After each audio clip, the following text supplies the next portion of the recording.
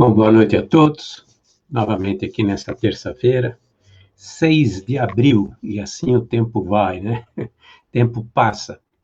Vamos fazer o nosso início, né, com nossa oração, pedindo a intervenção divina e que Ele nos ajude, que nosso Pai nos ajude com intuição, com compreensão, de forma com que essa hora que nós passamos sempre juntos possa ser muito útil, né, para todos nós. Edificante, eu diria. Então, vamos fazer um Pai Nosso e aí daremos início à nossa reunião pública.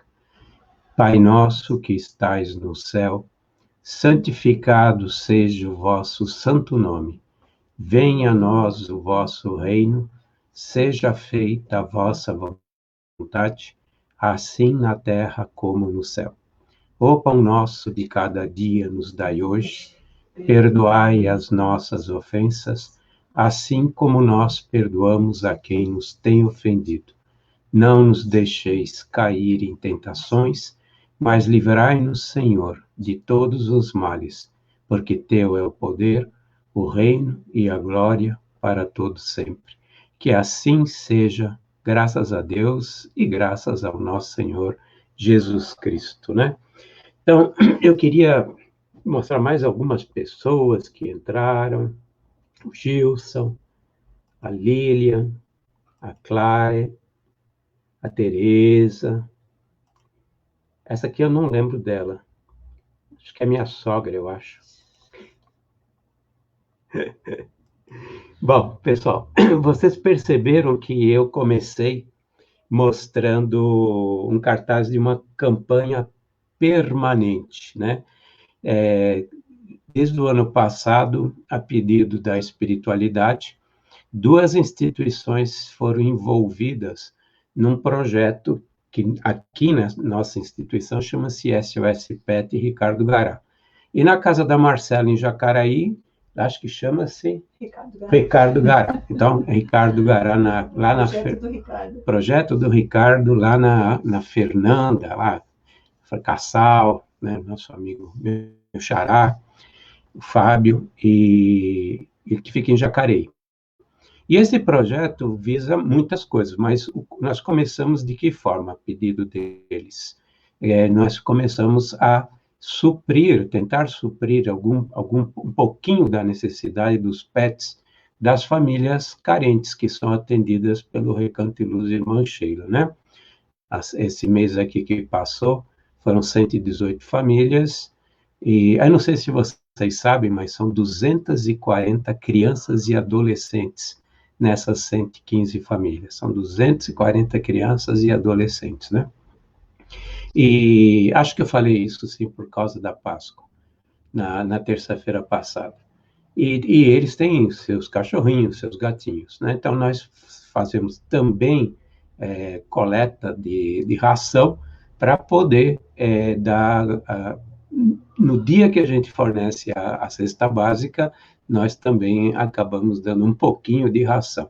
Então, é uma campanha permanente, é algo que vai ficar de forma permanente, como diz o próprio termo, certo? É perene, só para dar um sinônimo a essa campanha. Se puderem ajudar, né, ajudem, por favor. Porque, na verdade, eles não têm muito controle com relação aos animais, mesmo porque raramente tem cercas, raramente tem quintais fechados, então os animais pousam lá, né? Como diz no interior, a gente pousa no interior e acabam tendo que alimentá-los. E é mais uma coisa complicada. E também, durante a pandemia, percebeu-se em Ribeirão Pires um aumento de abandono de animais, né? Você vê animais com coleiras na rua. Então, muitas vezes a pessoa perde emprego, a família perde emprego e acaba soltando o animal, né? A gente não está aqui para julgar, mas isso tem acontecido, sim. Então, eles acabam indo para onde? Para a periferia, que é o lugar onde eles podem, acho que, se mais tentar sobreviver, né? Então, quem puder ajudar, está aí. A outra novidade que eu queria comentar, stop screen, vamos fazer um outro sharing screen. é da nossa feijoada agora, né?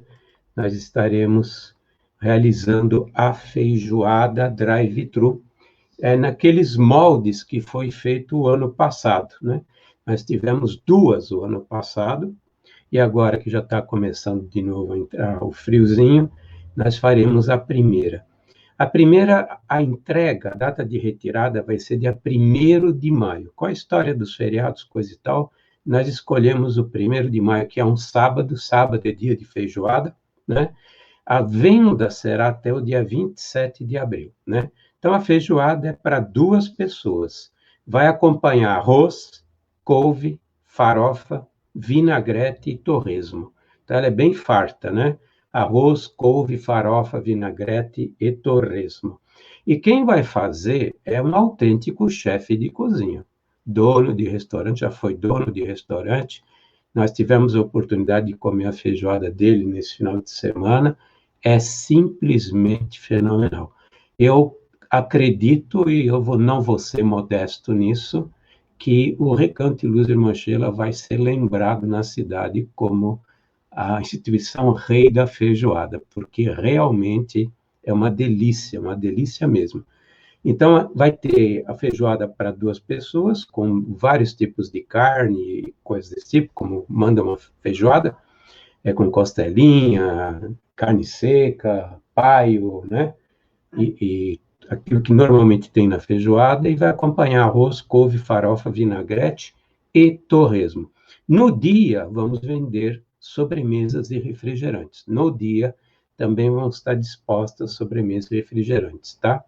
E a gente vai fazer um esquema de drive-thru como fizemos o ano passado, né? Como funciona? Tem que fazer primeiro a reserva. A reserva é pelo celular, meu celular, pelo WhatsApp, está aqui. Eu até vou deixar aqui durante nossa reunião pública, é através desse WhatsApp que se faz a reserva. Feito a reserva, aí eu dou as instruções de como fazer o investimento, né? Aí eu digo aonde fazer o investimento. Para retirar, nós vamos precisar que realmente ter os comprovantes de que foi depositado ou pago, né? Na última vez, nós tivemos alguns problemas de a pessoa ter depositado, não ter avisado, depositou e depois foi buscar a feijoada. E não tinha, obviamente, porque nós trabalhamos com uma quantidade determinada, ou seja, se a gente teve 82 solicitações, serão feitas feijoadas para 82 solicitações. Se a pessoa depositou e não avisou, nós não ficamos sabendo, inclusive nem o nome e qual é a quantidade das pessoas. Por isso que nós estamos com esse esquema, manda para o meu WhatsApp, aí eu mando as instruções com relação ao pagamento, né? Ao investimento. São R$ 50, mas é para duas pessoas. Quem já comeu antes viu que é farto, né? E eu acredito que vai ser mais farto ainda agora pela quantidade de coisas que estão sendo compradas. Então, são para duas pessoas R$ 50 e faça a reserva através do meu WhatsApp, que eu vou deixar aqui, né? Enquanto nós fizermos as nossas lives aqui. E outra coisa que eu queria comentar é com relação às atividades do Chile, né? Apesar de um dos juízes lá do Supremo Tribunal ter permitido a reunião o culto em instituições ou nas igrejas, nós tivemos, na realidade, um decreto aqui no estado de São Paulo que proíbe. Então, nós não voltamos ao presencial. Esse é o motivo, inclusive, que a reunião pública está sendo feita aqui da minha casa e não lá do salão do Recanto Luz Irmã Sheila, né? Então, nós continuamos sem atividades presenciais. Porém, volto a dizer, a desobsessão, ela continua toda sexta-feira. Não é feita por nós, é feita pela espiritualidade, né? Foi assim que nós recebemos instrução. Nós não fazemos esclarecimento, inclusive porque a gente não fica junto, mas nós passamos os casos para a espiritualidade e a espiritualidade passa as orientações, né? Então, não existe um diálogo fraterno ainda por causa desse fato. Mas a espiritualidade, ela pega os casos, ela diz que vai ser tratado por ela, né, em desdobramento, e muitas vezes passa orientações, e nós passamos as orientações de volta para o consulente, para aquele que pediu o atendimento. Como é que a gente pede um trabalho desses? Pede através do meu WhatsApp, por isso que eu vou deixar sempre agora com o meu nome, meu WhatsApp é o ponto de contato, né? E com relação aos trabalhos à distância de cura, né? Eles continuam normalmente. Quarta-feira, é o dia que o Edson vai, faz a psicografia e as meninas mandam as orientações na quarta-noite, quinta, para as pessoas que pediram. Quem está fazendo o tratamento aguarda 2 meses para dar um retorno e pedir uma reavaliação. Então, isso é muito importante. Nós descobrimos uma coisa muito interessante que estava acontecendo na internet e estamos tentando evitar que isso aconteça. Quando a pessoa vai entrar no site do Recanto de Luz Irmã Sheila para fazer o formulário e faz isso através do celular, muitas vezes aparece uma mensagem de que não está havendo tratamento nem presencial e nem à distância. E está lá, se você, de fato, se você pega o celular, ele vai aparecer essa mensagem. Ele não está no site, essa mensagem. Isso é uma mensagem antiga, tem mais de 1 ano, aliás, tem 1 ano agora. Em abril, realmente, não estava ocorrendo nem à distância, nem presencial, e ficou registrado no Google. E, por algum motivo, quando você entra pelo celular, aparece a mensagem. Segundo nossos especialistas, nós temos que colocar uma mensagem, como se fosse uma contracapa dentro do site. E a gente está providenciando isso para que essa mensagem que está gravada no Google, ela simplesmente vá para o lixo, tá? Mas está havendo, sim, reuniões, tratamento à distância, né? Entra no site do Irmã Sheila, né? www.irmansheila.org.br, né? Você vai ver na barra em cima, curas. Clicou em curas, aparece o formulário, e quando você enviar o formulário, tem que chegar no teu e-mail a confirmação de que ele foi enviado. Então, procura no teu e-mail a confirmação que foi enviado. E quando você recebe, você vai receber por e-mail, de vez em quando monitora o spam, porque é muito comum muitas mensagens irem automaticamente para o spam. Aí você faz seu tratamento conforme a orientação que foi dada. Passados 2 meses, você pede uma reavaliação novamente através do formulário. Tudo bem? Eu acho que ficou claro, espero que tenha ficado claro com relação a isso, né? Então, eu vou mostrar de novo, antes de começar, nossa feijoada, né? Então, quem quiser já pode entrar em contato, fazer sua reserva pelo WhatsApp, que vai estar aparecendo. Está aparecendo hoje no rodapé, agora está aparecendo no rodapé.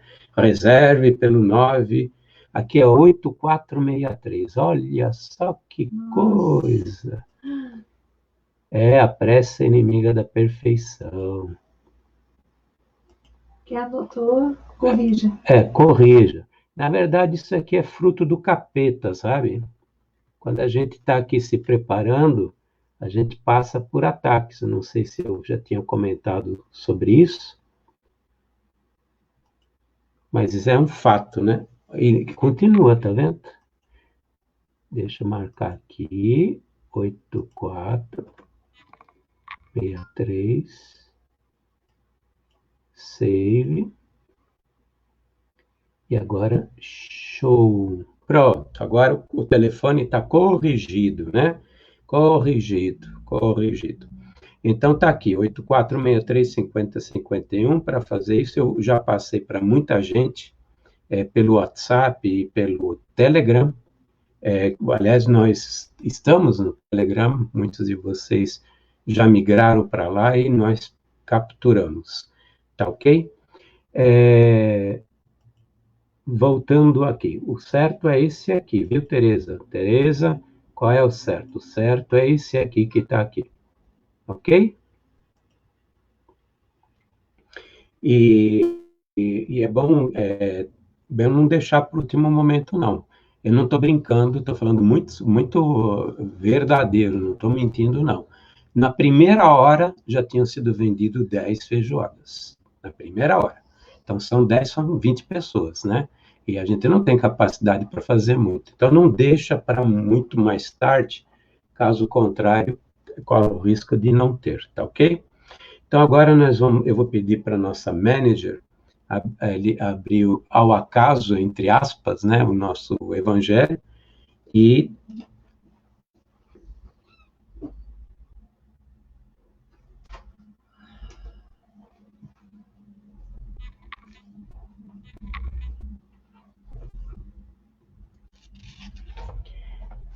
no capítulo 24, a coragem da fé, no item 15. Então, no item 15 do capítulo 24, a coragem da fé, né? E no capítulo 24, para vocês terem uma ideia, não pôr a candeia debaixo do alqueire, ou seja, por exemplo, para os que divulgam, para que fazem divulgação de doutrina ou de catecismo, coisa e tal, para que divulguem, para que as atividades continuem na divulgação, né? Então, aqui está escrito: Jesus estigmatiza essa covardia no tocante ao problema especial da sua doutrina, ao dizer que, se alguém se envergonhar de suas palavras, ele também se envergonhará daquele, que renegará o que houver renegado, que reconhecerá perante o Pai que está nos céus o que o confessar diante dos homens. Em outros termos, aqueles que temerem confessar-se discípulos da verdade não são dignos de ser admitidos no reino da verdade. Perderão assim as vantagens da fé, porque se trata de uma fé egoísta, que eles guardam para si mesmos, ocultando-a com medo dos prejuízos que lhes possa acarretar no mundo. Enquanto isso, os que colocam a verdade acima dos seus interesses materiais, proclamando-a abertamente, trabalham ao mesmo tempo pelo futuro próprio e dos outros. O mesmo acontece com os adeptos do Espiritismo, pois, sendo a sua doutrina o desenvolvimento e a aplicação da doutrina do Evangelho, a eles também se dirigem essas palavras do Cristo. Eles semeiam na terra o que colherão na vida espiritual, os frutos da sua coragem ou da sua fraqueza, né? Então, aqui nós temos um convite para que a gente divulgue. Não precisa ser palestrante ou orador para fazer isso. Na verdade, toda vez que a gente divulgar o que nós conhecemos, nós estamos, com relação à doutrina, ou com relação ao cristianismo, a boa nova, nós estamos, mesmo que seja para falar com um amigo, ou alguém que está precisando, nós estamos fazendo um bem, né? Diz o Emmanuel disse uma vez, que a maior caridade que a gente pode fazer com a doutrina é divulgando-a, né? Está lá uma frase que o Chico registrou de Emmanuel. A maior caridade que nós podemos fazer com a doutrina é divulgando-a. Quantas pessoas poderiam se beneficiar se recebessem informações a respeito daquilo que nós sabemos, né? Quantas pessoas poderiam ter um alento, poderiam ter mais resignação, poderiam ter menos problemas, né? Com relação às suas próprias vidas, a harmonia na sua vida e assim por diante, se soubessem aquilo que nós aprendemos. Tudo aquilo que nós estamos conversando toda terça-feira, na realidade serve muito para nós, né? Mas serve para muita gente que não tem acesso a essa informação. Então, quando a gente guarda para nós, quando nós não estamos, por exemplo, quer ver um exemplo bobo? Me ocorreu agora, a tal da evangelização infantil, certo? Por exemplo, mesmo dentro de casa, quantos de nós se abstêm de conversar com seus filhos a respeito do conhecimento que a gente tem, né? Por exemplo, vai lá para o centro espírita, agora não é presencial, mas vai lá para o centro espírita, os filhos ficam em casa, poderiam ir, os pequenos podem ir, é mais fácil levá-los, né, a ir para lá, ou poderiam se conversar em casa, falar sobre doutrina, fazer um evangelho no lar, pode ser um evangelho no lar, que não é espírita, né, evangelho no lar é cristão, para que a gente pudesse divulgar, possa divulgar, para que eles também vão criando, pouco a pouco, uma base de sustentação. Porque no dia que vier os embates da vida, eles terão pelo menos uns alicerces, né? Terão um chão para pisar. E muitas famílias não conversam, né? Pai, a mãe é espírita, mas os filhos nem sabem o que é que os pais são. Ou são católicos, ou são qualquer outro tipo de tenham qualquer outro tipo de crença, né? Então essa comunhão, essa divulgação, ela é necessária para ajudar. Por exemplo, no caso que nós usamos, o caso dos filhos, né? Eu vejo no Sheila, e eu sempre comentei isso ao longo desses 10 anos, né? Nós temos 10 anos, de que é um absurdo que passam pelo Sheila, em período normal, 2.000 pessoas, 2.500 pessoas no mês, que circulam pelo Sheila, e nós tenhamos 5 gatos pingados fazendo evangelização infantil. Ou a maioria dos casais que vão no Sheila são estéreis, né? Ou são muito velhos e os filhos já estão grandes, né? Mas isso não é concebível, porque eu olho, eu ainda tenho bons olhos, né? Apesar de estar usando um óculos, é 1 grau só, ainda é excelente minha visão. Eu vejo que tem muito jovem casado. Cadê os filhos, né? Deixar que eles decidam no futuro o que religião vou seguir. Espiritismo não é religião, mas depois seguir a crença. Quando chega aos 18, 19 anos, aí é que eles não vão mesmo para uma igreja, para um templo ou para uma instituição, porque vão cair no mundo. Os grandes batalhas, que é o início da vida, ou da faculdade, ou do emprego, ou de um curso técnico, né? E todo o namoro, a turma, coisa e tal, não está acostumado a ouvir a respeito de religião, não está acostumado a receber o valor que uma religião tem nas nossas vidas, ou seja, para nós tem um valor, né? O Espiritismo tem um valor para nós, é um valor construído. Isso é um fato que faz com que a gente levante e vá fazer alguma coisa, né? Num centro espírita. Mas se a criança não está acostumada e não viu esse valor, ela não vai procurar realmente. E eu costumo dizer, quem faz tratamento no Sheila sabe, que eu mais ou menos, assim, é profético, né? Eu vejo a pessoa chegar, jovem, coisa e tal, depois vai embora e fala, isso aí vai voltar aos 42 anos de idade, né? Profético. Por quê? Porque na hora que começar aquele vazio existencial e as lutas realmente apertarem o calo e começam os problemas de saúde também, né? 42 é um número apenas, começam os problemas de saúde, e aí vem procurar ajuda, né? Mas e os 30 anos aí? O que é que aconteceram ao longo desses 30 anos, né? Então é importante a gente divulgar, a começar dentro da própria família. Fazer um evangelho, o que custa fazer um evangelho no lar uma vez por semana, né? Que é a espiritualidade tanto pede, porque ela considera de valor vital, inclusive para manter uma luminosidade dentro de casa, né? Para fazer com que as coisas melhorem dentro de casa, né? Eu queria falar assim que às vezes a criança, como o Heitor, não presta atenção, não está nem aí, tá, mas pela repetição ele começa a se agregar e até participar, né? É verdade. A Cris, ela estava lembrando de um caso que aconteceu conosco, né? Nós temos um evangelho que é feito em família, toda segunda-feira, né? Temos até um participante não local, um grande amigo nosso, que é pela internet, e as crianças começaram a aparecer. Tem uma criança de 4 anos, temos um sobrinho de 4 anos, hoje ele faz a oração de abertura, e faz oração de fechamento do próprio evangelho. No começo era que oba-oba, coisa e tal, não queria aparecer, isso, aquilo. Veio, ele começou a se integrar. Ninguém forçou nada.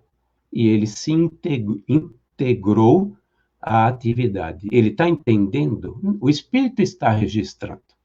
Ele pode não estar entendendo nesse momento, mas o Espírito está registrando. E ele vai estar se acostumando a participar dessa atividade depois, né? Ou seja, ele está fazendo agora e ele vai estar acostumado quando chegar aos 7, 8, 12 anos a essa prática comum. Nós precisamos realmente incentivar nossas crianças a participar, né? E você veja, quando ocorria o trabalho presencial com as famílias, e via o grupo do grupo das crianças e o grupo dos adolescentes. No começo, e tinha a palestra, a conversa com os adultos, que era uma palestra que é feita com os adultos.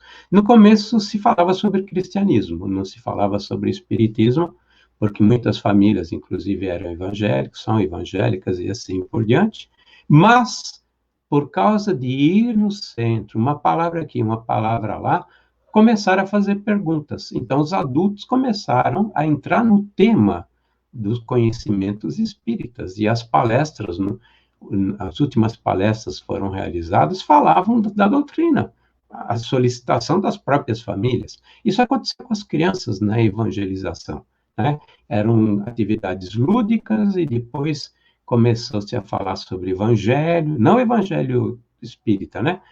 O evangelho segundo o espiritismo. E, de repente, estavam lá se integrando, querendo saber, querendo entender. Os adolescentes da mesma forma. Por quê? Porque houve uma espécie de exemplo, né? Olhou, se interessou e pergunta, né? Então, nós temos que fazer essa aproximação para deixar um legado a essas crianças e a esses jovens, né? E muitas vezes um parente que está precisando, alguém que tem alguma necessidade. Tem muita gente que se envergonha mesmo de ser espírita, principalmente quando está numa família de outras religiões, né? Que tem outra religião. E existem algumas religiões que elas são muito contundentes com relação ao espiritismo, né? E a gente sabe disso. Mas, como diz Jesus, segue-me, né? Quem não abandonar seu pai, sua mãe, seus filhos, seus tios e assim por diante, e não me seguir, não é digno do reino de Deus. Ele não quis dizer que a gente tem que abandonar, sair de casa. Ele quis dizer que quem não professa, como diz o próprio Evangelho, agora o texto está fechado, mas o que ele diz, quem tiver vergonha de mim, eu também terei vergonha. Obviamente que tudo isso são palavras, a gente tem que entender o espírito da letra, e não fazer da letra o espírito, né? Então, entender o espírito da letra que ele quis dizer. Se você não quis me seguir, se você teve vergonha, se você se escondeu, se manteve de forma egoística, né? Veja, por exemplo, os discípulos de Jesus, quando ele ainda estava aqui, depois quando ele desencarnou, após aqueles 40 dias, o que é que eles fizeram? Hein? O que é que os discípulos fizeram?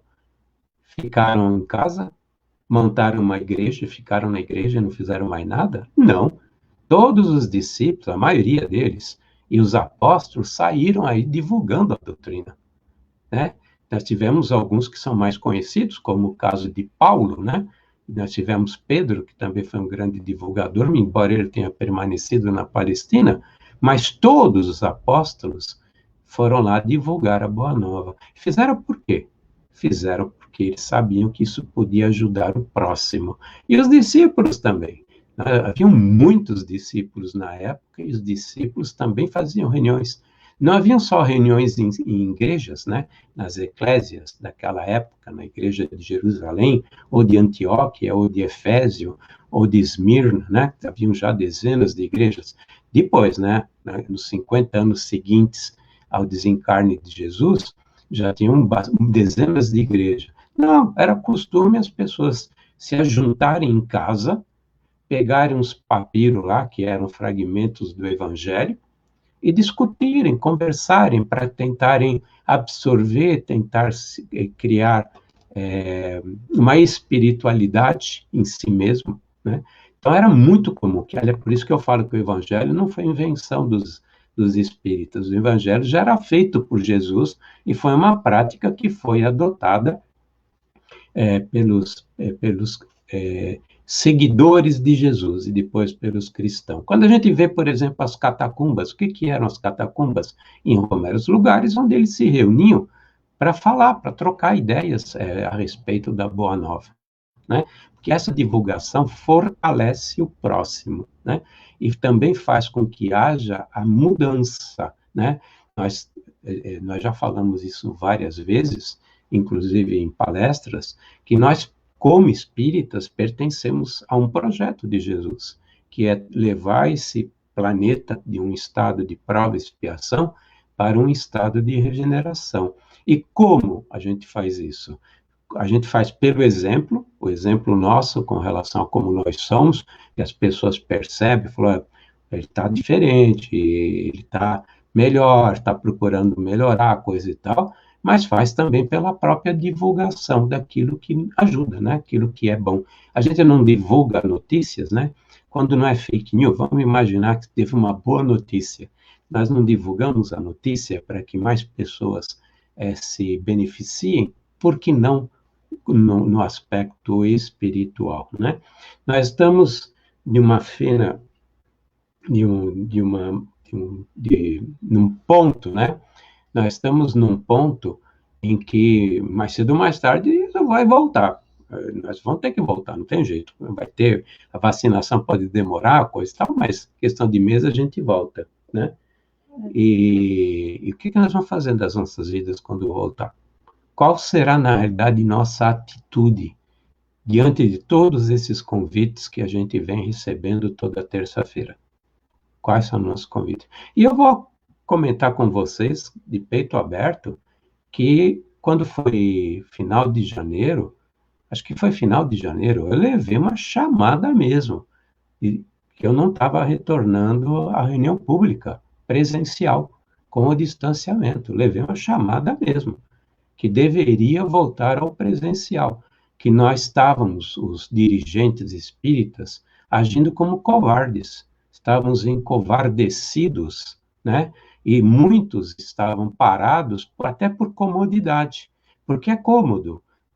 A gente vê que tem centros espíritas que não fazem absolutamente nada nesse período, com o fato de não ter a parte presencial, simplesmente não fazem nem lives, né? A gente faz palestras, lives, vocês sabem que a gente procura se manter ativo com relação a lives, e muitas vezes conversando com alguns colegas de outras instituições, a instituição está parada. Tem uma delas que me chocou muito, que faz uma oração semanal. É uma oração, não é nem evangelho, uma oração semanal. E o nosso mentor, que é o doutor Evandro Chagas, o doutor professor Evandro Chagas, o espírito, ele deu uma chamada mesmo, para que a gente deveria deixar de ser covarde e fazer a reunião pública. Mas ele fez uma ressalva. Ele disse, se as autoridades proibirem, não enfrente, não faça. E, de fato, foi o que aconteceu. Depois veio a proibição, né, através do decreto do próprio governador, não esse último, esse último é um decreto também que proíbe, mas veio o estado vermelho, né, a zona vermelha com relação, e aqui especificamente no ABCDMR, e não sei mais que letras tem o grande ABC, porque tem várias letras, aí eu perdi até a conta, né? Eu sei que é ABCDRM, mas eu acho que tem mais algum ainda. Foi proibido, e a gente teve que parar, né? Mas eu lembro da chamada. E ele disse também que nós, dirigentes, estávamos fazendo exatamente o jogo das trevas. As trevas estavam lá sentadas, de braço cruzado e rindo, porque estava tudo de perna para o ar e as religiões, os cultos, os templos estavam absolutamente parados. Não digo absolutamente parados, né? Tem algumas atividades, mas estavam fazendo muito pouco, exatamente no momento de extremo problema aqui na Terra, né? Porque nossa psicoesfera, nossa egrégora, não tá bolinho, não, tá certo? Duas coisas, amor. A pessoa está se queixando que realmente eu tinha reparado, está travando bastante. O som continua, mas a imagem está travando bastante. E eu queria falar também que a religiosidade previne, principalmente para os jovens, a depressão e o suicídio. A Keisa, ela estava lembrando de um trabalho que nós fizemos em 2019. Em maio de 2019, um dos nossos benfeitores pediu que nós divulgássemos, fizéssemos um livro, artigos e fizéssemos palestras a respeito de suicídio, né? E foi uma atividade insana durante 4 meses. Tudo isso foi depois publicado de acordo com a recomendação, né? E estudando psiquiatras espíritas, livros de psiquiatras espíritas, estudando os relatórios estatísticos do Ministério da Saúde, os relatórios estatísticos da OMS, estudando também alguns especialistas na área da depressão e do suicídio, percebemos, as estatísticas mostram claramente que em 36% dos casos de pessoas que têm ideação suicida, 36% têm atrelado uma depressão, né? E que 90% das pessoas que têm ideias suicidas têm atrelado um transtorno de comportamento ou um transtorno mental. A depressão é um transtorno mental, sim, né? É feio o nome, mas é assim que é catalogado. Não é a depressãozinha. Eu falo aquele estado, não é o estado depressivo. A pessoa que já está com alterações, inclusive metabólicas, né? Com alterações em que a pessoa realmente não tem mais a mesma velocidade das sinapses, nas ligações, nas comunicações neurais, né? E que mais ou menos, 15% da população mundial já estava nesse estado, né? Olha a que nível chegou a humanidade de ter 15% da população mundial com uma doença chamada depressão. E que 36% das tentativas de suicídio no planeta todo são causadas pela depressão. Depois, 22% pelo uso de drogas lícitas ou ilícitas, né? Dessas drogas lícitas, nós encontramos o excesso de medicamentos. As pessoas estão tomando muitos medicamentos fortes, muitas vezes, justamente por causa da própria depressão, isso acaba gerando efeitos colaterais, né? E, obviamente, que nesse momento, desse último ano de pandemia, a própria espiritualidade disse que os casos de depressão extrapolaram, né? Mas isso não é uma questão dos maduros, das pessoas maduras. Está acontecendo com crianças de 5 anos de idade, de acordo com os relatórios, né? Está acontecendo com muitos jovens, né, que ainda estão na adolescência, e nos jovens que vão até os 29 anos de idade. E nas pessoas de idade, segundo o relatório da OMS, quanto aos fatores de prevenção, existem 5 fatores muito importantes de prevenção. Por exemplo, entre os idosos. Em primeiro lugar, eles colocaram como maior fator de prevenção ao suicídio a religiosidade. A religiosidade. Olha, eles não são uma entidade com cunho religioso.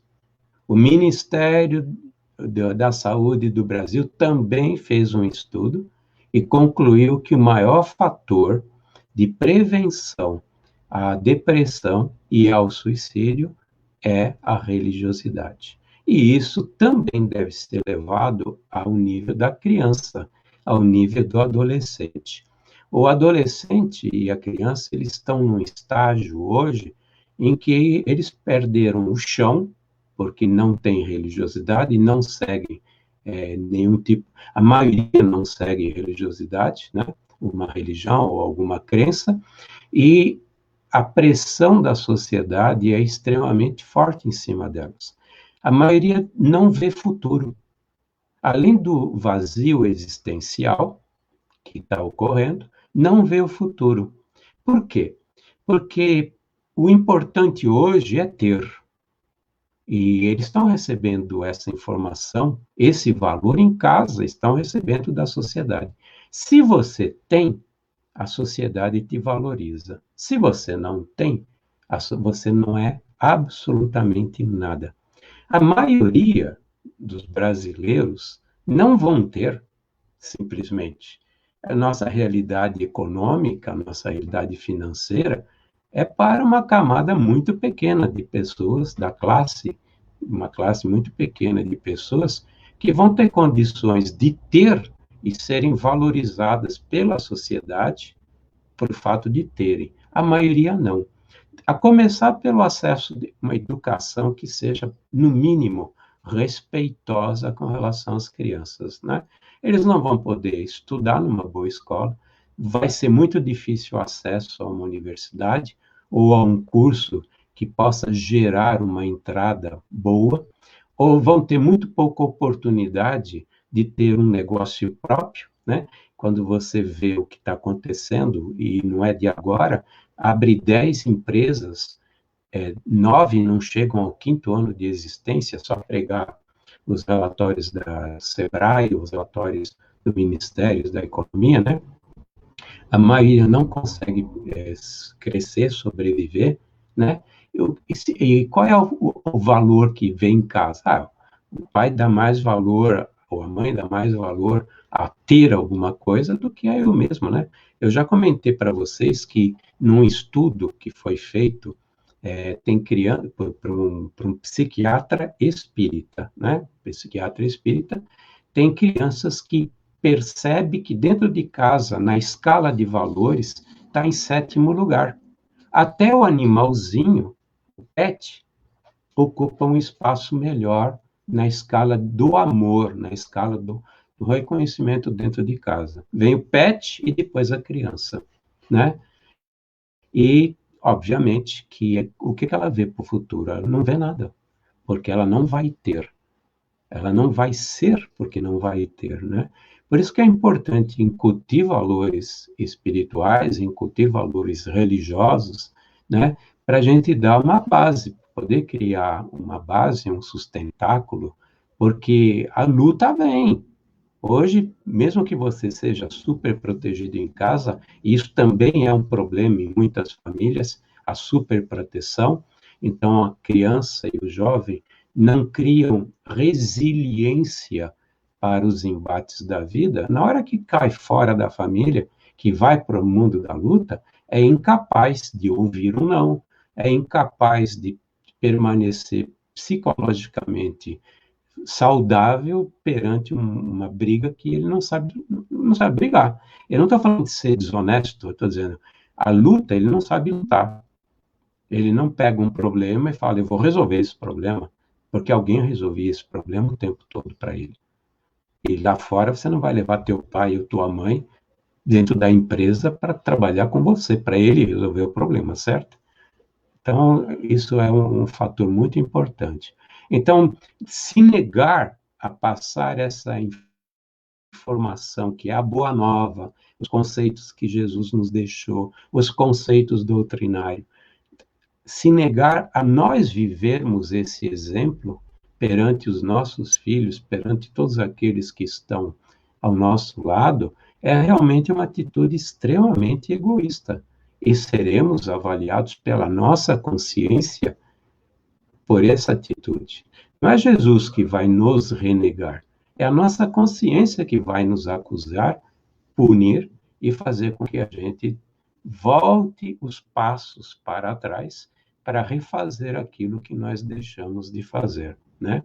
Então, é muito importante a gente pensar nisso, a gente vai ser cobrado muito, mas cobrado muito mesmo, principalmente nós que somos simpatizantes da doutrina, né?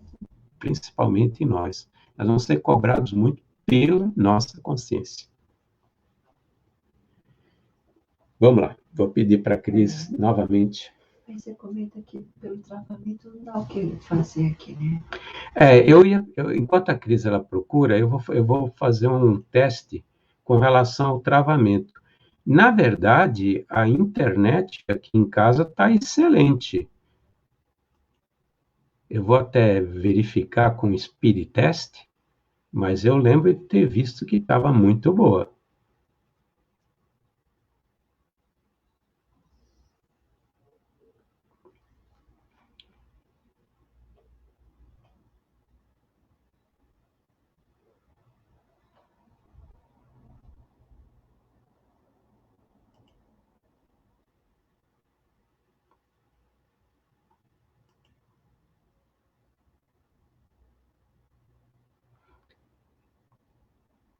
Por enquanto, tá bom.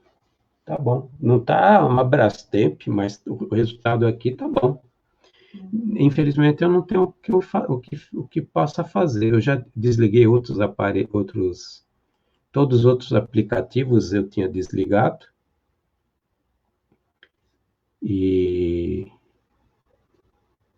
não vou dizer que estava espetacular, mas por enquanto está mostrando que está bom. Lamento por vocês, sinceramente. Onde é que era?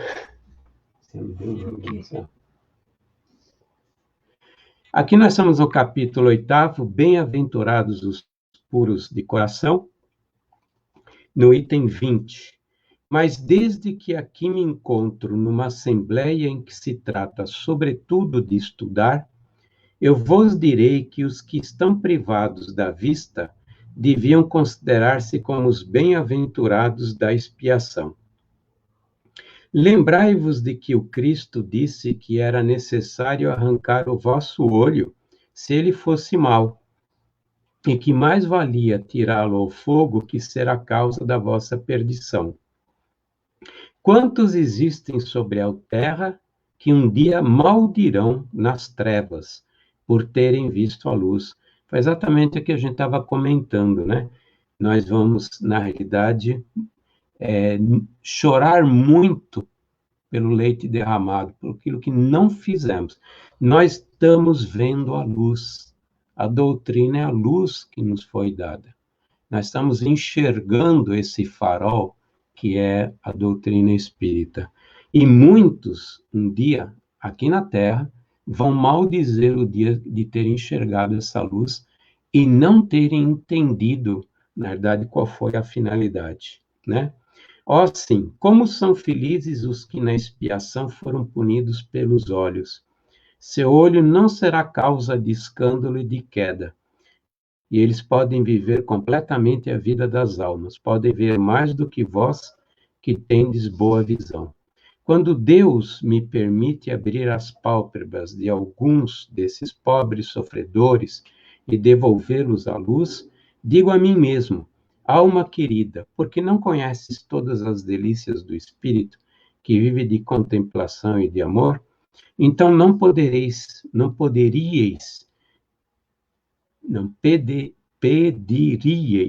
para ver as imagens menos puras e menos suaves que aquelas que podes entrever na sua cegueira, né? Aqui ele está dizendo por aqueles que passam pela expiação, né? Aqueles que, na verdade, vou tentar verificar de novo. Eles falam que o áudio está muito bom, mas é o problema da imagem mesmo. É curioso, né? Pela internet em si devia estar em ordem. Mas se o áudio está bom, também não estão perdendo nada pela parte da vista, né? Certo? Então, bem-aventurados os que não têm vista, como diz a passagem aí, bem-aventurados os que não enxergam, né? Na realidade, ele está dizendo que todos aqueles que estão passando por privações, por expiações, na verdade, em vez de a gente pensar pelo lado negativo, nós temos que tomar pelo lado positivo. Na realidade, a despeito da dor, a respeito das dificuldades, isso é uma bênção que a gente tem, né? Por exemplo, mesmo com relação, vamos pegar a parte financeira, né? Nós estávamos falando um pouco sobre essa questão de não ter e não ser, né? Quando a gente pega e tem muita coisa disponível, o que a gente vai fazer? A gente tem o perigo de a gente se envolver no materialismo mesmo. Eu tenho muito dinheiro, tenho casas, tenho isso, aquele outro, aí eu não vou me interessar por religião, não vou me interessar por nada. Eu vou pegar meu iate na sexta-feira e vou sumir no mar, né? Ou vou para não sei aonde, passar o fim de semana na minha fazenda ou na minha casa, e assim por diante. Então, quem muito tem, dificilmente dá valor à parte espiritual, porque a matéria é complicadíssima, né? A matéria, ela, na realidade, ela chama muito a gente, né? A gente fica entorpecido, adormecido com relação à matéria e principalmente quando começa a dar muito valor aos bens materiais. E a gente não tem. Se a gente não tiver, a gente tem uma oportunidade da reflexão. Assim como nós tivemos as restrições, e estamos tendo as restrições na pandemia, os momentos em que nós temos restrições, mesmo de ordem financeira, são momentos de reflexão. Eu não tenho o que fazer, então eu vou refletir, vou pensar na vida, nos valores reais da vida, vou tomar mais cuidado com relação aos filhos, com relação aos meus parentes e amigos, né? Então, aquele que passa por uma expiação, passa por um resgate, na verdade, primeiro, ele está, na realidade, resgatando, no sentido que está resgatando com a sua consciência. A consciência, aos poucos, vai se apaziguar, porque tudo isso é fruto de nós mesmos. Deus não pune ninguém, né? Falamos isso 500 vezes. O que nos acontece é pela lei da causa e efeito. Eu sou responsável pelo que está acontecendo agora. Por exemplo, eu sou cego agora. Por que eu sou cego? Deus me puniu com a cegueira? Não. Algum erro muito grave no passado fez com que prejudicasse a capacidade do meu corpo espiritual, do meu perispírito, em me dar bons olhos. Tá? Isso é uma das causas da cegueira. O perispírito não consegue compor olhos direitos. E por que uma vista direita não consegue? Porque aquela área dos olhos está afetada no perispírito. Isso se reflete no corpo físico. Algumas pessoas vêm por expiação, no sentido, é melhor que você não veja, porque se você ver, é capaz de você cometer coisas erradas como você fez no passado. Então, é melhor você não ter a vista nessa encarnação, né? Eu estava lendo o Hermínio Corrêa de Miranda há pouco, um pouquinho antes da live, e ele estava contando a respeito de uma carta, a carta de Pedro para Filipe, né? É uma carta que não é aceita pela Igreja Católica Apostólica Romana, né? Ela é considerada uma carta que talvez não tenha sido de Pedro, mas o Hermínio, estudando essa carta, ele disse: o caso contado aí é muito lindo, pode ser que não seja real, que não tenha acontecido de fato, mas ele contém o conceito perfeito da própria doutrina espírita, né? Pedro, segundo essa carta que ele escreveu a Filipe, teria tido uma filha que nasceu muito bem, uma filha que cresceu e era muito linda, e de repente ela ficou paralítica, da ponta do dedo até o último cabelo da cabeça, totalmente paralisada, né? E num dos trabalhos de cura que o Pedro fazia, vinham as pessoas, eram trazidas, porque o Pedro também era médium de cura, tinha outras mediunidades, mas ele curava também. Uma das pessoas que estavam lá para serem atendidas, provavelmente porque não tinham conseguido a cura, ele desafia Pedro e diz irreverente, né? Mas como você espera curar as pessoas se você não consegue nem curar a sua filha, né? Que está lá, prostrada no chão, totalmente paralisada, inerte. E Pedro responde, não vão ser com essas palavras, mas Pedro responde, porque isso é melhor para mim e para ela. Foi assim que as coisas são, porque isso é melhor para mim e para ela. Só que ele faz o seguinte, segundo o que está escrito, né? Ele dá uma ordem à filha na frente dessa pessoa. Em nome de Jesus, levanta-te e vem até cá. E a filha se levanta e vem até ele. Aí depois ele pede para a filha, agora você retorne ao lugar que estava e continue paralítica. Qual era a grande mensagem? Isso temos o grande Hermínio de Miranda fazendo essa análise. Ele quis mostrar que, na verdade, tem uma causa. Essa causa, e ele já disse logo no começo, porque isso é melhor para mim e para ela. Tem alguma causa kármica, alguma coisa passada. E ele explica para esse senhor que quando ela estava para nascer, ele teve uma visão. E lhe foi dito que ela seria, na realidade, uma grande provação.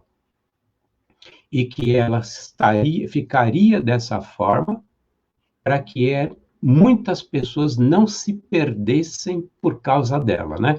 Como ela era muito bonita, talvez ela tenha tido muitos problemas em outras reencarnações com a beleza, então era preferível que ela não fosse desejável.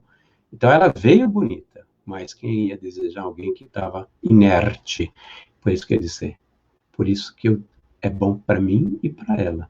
E ele retoma e continua fazendo os trabalhos de cura, né? Então ele tem um perfeito conceito. Se é dele ou não essa passagem, quem escreveu essa carta usou os princípios da doutrina espírita no segundo século, né? A gente sabe que essa carta deve ter sido escrita entre o ano de 50 até o ano de 190, de acordo com os estudos do Hermínio de Miranda. Não se sabe exatamente qual foi o ano, mas provavelmente entre 50 e 190. E o Hermínio, ele fala que muito provavelmente tenha sido entre 50 e 70, pelo teor da carta em si, pela maneira como ela foi escrita, né? Linguagem. A linguagem muda, né? Em um século a linguagem muda, né? Então ele faz um estudo muito bonito. Se é vero, não sei, mas que é bem trovato, sim, né? Então a gente não sabe se é dele, mas o conceito escrito naquele tempo é o conceito da reencarnação, da lei da causa e efeito, e de que a gente não é punido por Deus. Na verdade, a gente se pune através dos nossos atos. Então, bem-aventurado quem é cego, porque tem uma oportunidade de refletir na sua cegueira e melhorar. Tem uma oportunidade de evitar novos erros porque é cego. Por que é cego? Provavelmente porque os olhos foi causa de perdição no passado, né? Não posso generalizar, tem muitos outros casos envolvidos que não tem nada a ver com resgate, com provas, muitas vezes são solicitações do espírito, ele não está resgatando, ele está querendo aprender com isso, mas muitas vezes, eu diria que um número muito grande de vezes, ele não tem olhos para ver porque não soube ver em outra encarnação, né? Então, a gente tem que tomar muito cuidado com aquilo que faz, porque a gente vai pagar moeda por moeda, vai pagar moeda por moeda. Aqui se faz, aqui se paga, diz o ditado, né? É assim mesmo. A Cíntia Coronado perguntou também se assim também é para quem não escuta, né? Isso é válido para todos, viu, Cíntia? Cíntia Coronado, isso é válido para qualquer coisa que seja expiação nossa. Eu falei da pobreza, né? Vou citar agora um exemplo da pobreza que não é uma prova, não é uma expiação. Nós temos que passar pela experiência da pobreza porque ela vai nos ensinar coisas que a riqueza não ensina. Então, todo mundo vai passar pela pobreza, todo mundo vai ter oportunidade de ser rico, todo mundo vai ter oportunidade de ter uma boa posição ou uma posição intermediária, né? Eu digo que a miséria é uma expiação. A pobreza é uma prova para que você cresça. Aprende a humildade, aprende a ser desprendido dos bens materiais e assim por diante, né? Mas quando nós temos problemas do tipo cegueira, mudez, invalidez, muitas vezes está atrelado ao nosso passado, né? Eu posso pedir realmente de vir inválido por algum motivo que seja útil para os outros, hein? Tem casos que são incríveis, né?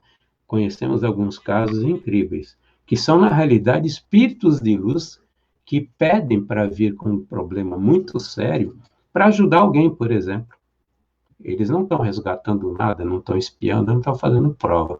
Mas espíritos de luz, temos que convir que no estágio que nós estamos, né, e é só ver como é que nós nos comportamos, eu diria que espíritos de luz são muito poucos, né?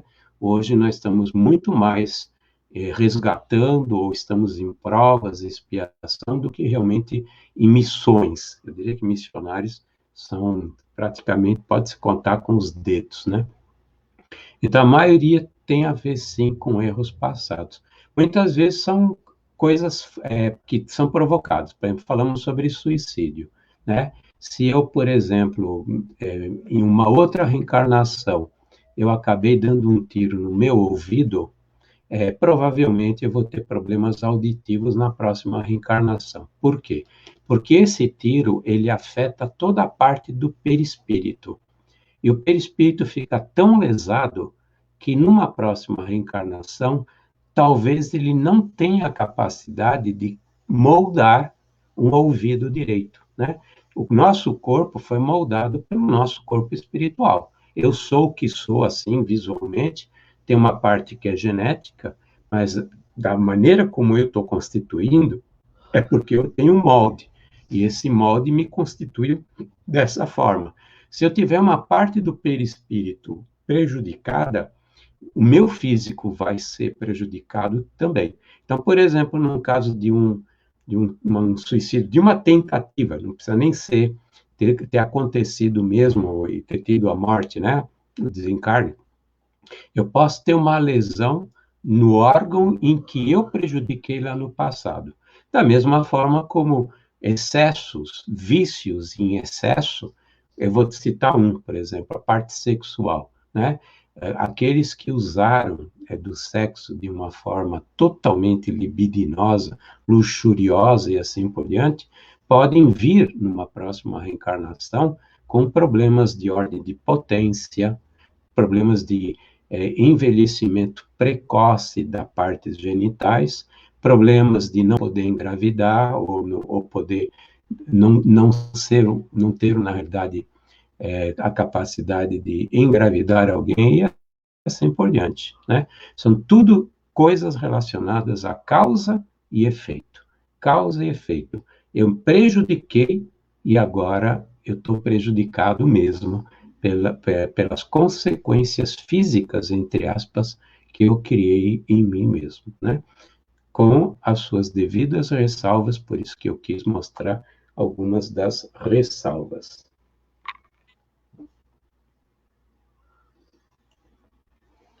Fumar também você está, né, se suicidando, com problemas respiratórios na outra encarnação. Devemos prestar contas do próprio corpo. Isso. Se vocês tiverem curiosidade de ler o Medicina do Além, que foi um livro que o Dr. Arthur Neiva pediu que fizéssemos e publicássemos a respeito dos trabalhos de cura e cirurgia espiritual, quando nós publicamos, nós incluímos muitos casos desse tipo. Um capítulo inteiro sobre a causa das doenças. E na causa das doenças aparece resultados de vícios do passado, né? Está lá no livro Medicina do Além, que é publicado objetivando ajudar o Sheila e objetivando a divulgação. Para quem não viu, nem todos participam do Recanto e Luz, fisicamente, principalmente os pernambucanos, os de Angola e assim por diante. Esse é o livro que foi solicitado aqui, tá vendo? Medicina do Além, um presente de Jesus para a humanidade, com a participação do Edson Barbosa de Souza, né, do médio Edson. O doutor Arthur Neiva, ele pediu que nós publicássemos esse livro, nós o fizemos, e tem um capítulo inteiro sobre as causas da doença, né? Por que adoecemos? Tem uma classificação que é bastante grande, por isso que eu tenho muito medo de generalizações, porque só em termos de classificação de tipos de doenças sobre o ponto de vista espiritual, hoje nós já temos mais de 15 categorias sobre o ponto de vista espiritual, hein? Não é sobre o ponto de vista médico, né? E também tem sobre a causa das aflições atuais. Por que passamos por expiações, provas, né? E assim por diante, né? Esse livro foi uma solicitação, realmente, da espiritualidade do Dr. Arthur Neiva.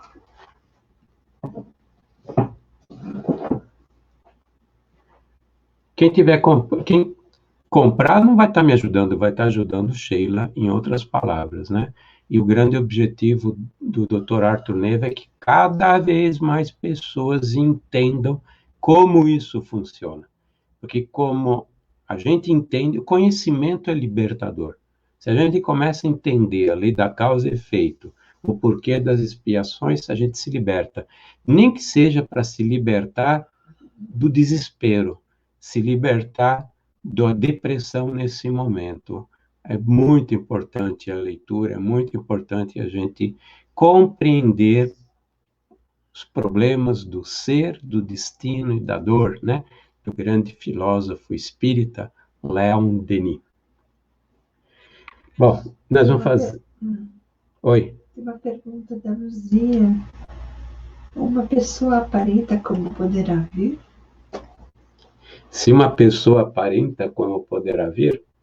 É uma pergunta muito, eu diria, desculpe, Luzia, meio genérica. Por quê?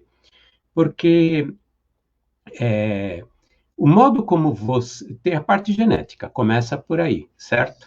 Se eu for encarnar no Japão, na próxima reencarnação, não tem como evitar o olho puxado, né? Eu vou ter os olhos puxados e assim por diante. Então, tem a carga genética, sim. Mas tem estudiosos da fisionomia, por exemplo, humana, né? Que eles são capazes de mostrar para você uma relação entre caráter da pessoa e a sua fisionomia, né? E também, dependendo dos vícios que nós tenhamos, a probabilidade de a gente ter problemas decorrentes desses vícios pode mostrar. Eu acabei de falar, por exemplo, com relação à parte genital, com relação à parte sexual. E nós sabemos, eu não sou puritano, mas nós sabemos que está uma libertinagem total, certo? Como é que você acha que vão voltar essas pessoas numa próxima reencarnação? Com travamentos, né? Vai ser que nem a internet, vão ter travamentos. Também para evitar que incorram nos mesmos erros. Então, vem com problemas de impotência, vem com problemas de frigidez e assim por diante, né? Porque também é uma forma de contenção. Mas tem boa parte deles que virão pelo abuso dos órgãos sexuais, né? É uma série enorme de doenças que são provocadas, que acabam sendo provocadas em função. Então, respondendo um pouco sua pergunta, pode aparentar sim, pelo caráter, né? O estudo tem um nome, o estudo da fisionomia, mas eu agora não lembro, né? Inclusive, tem um grande missionário, eu acho que foi Eurípides Barçanufo, que ele foi especialista disso, algumas encarnações passadas. Mas não guardem isso, eu vou verificar para ter certeza. Que ele foi um grande estudioso isso no século XVII, isso bem antes dele reencarnar nessa última vez. Mas a gente sabe que dependendo as pessoas, né? As pessoas que são muito corcundas, por quê? Como tivesse um peso, né? Tem nada a ver com vício, mas como tiver um peso, carrega um peso o tempo todo, certo? As pessoas que têm mania de ficar olhando os outros para ver o que estão fazendo de errado, né? São pessoas que têm até uma visão, né? estão lá sempre buscando, curiosas, né? Atentas. Eu estou fazendo isso com os meus olhos proposital, né? Pessoas que falam muito mal dos outros, que podem ter problemas na boca, problemas no aparelho fonador no futuro em função disso, né? Pode vir numa próxima reencarnação com problemas decorrentes de terem caluniado ou terem falado o tempo todo mal de alguém e assim por diante. E os cegos, né? Ou pessoas que têm estrabismo, alguns casos de estrabismo, são pessoas que não enxergavam direito. Enxergar não no sentido físico, mas estavam procurando sempre o mal dos outros, né? Isso você encontra no Chico, na literatura do Chico, através do Emmanuel, principalmente através de Emmanuel, você encontra muitos casos desse tipo, sim.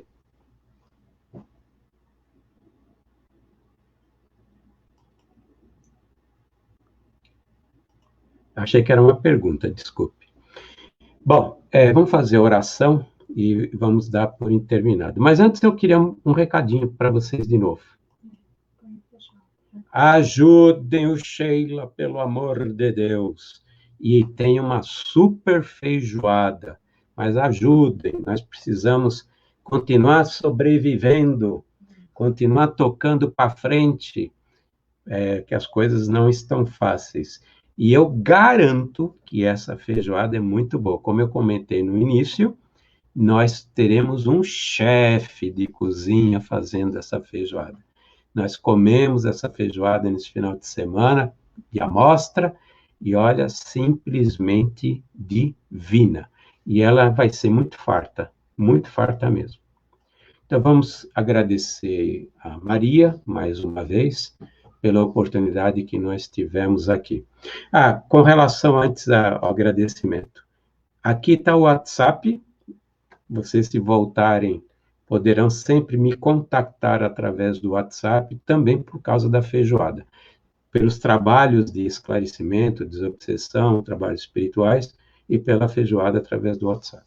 Agora vamos agradecer a Maria Nazaré, excelente semana, e a gente se vê, se Deus quiser, na próxima terça-feira. Um bacio nel cuore de todos.